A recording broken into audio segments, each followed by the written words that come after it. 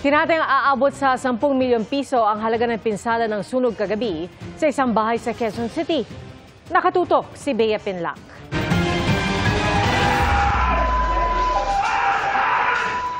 Pasado alas 4 kaninang madaling araw, ginising ng malaking apoy ang ilang taga-barangay Joaquino Zobel, Quezon City. Sumiklab ang sunog sa isang bahay. Sa lakas ng apoy, bumigay ang ikalawang palapag nito.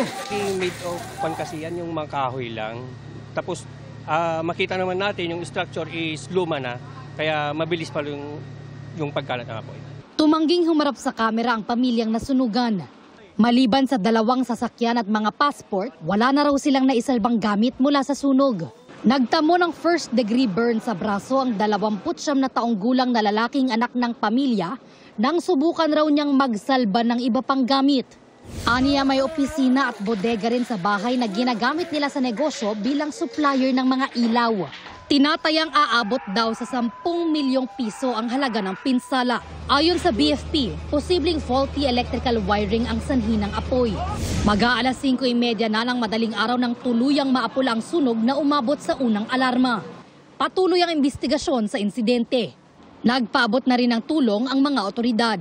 Para sa GMA Integrated News, Bea Pinlac, nakatutok 24 oras.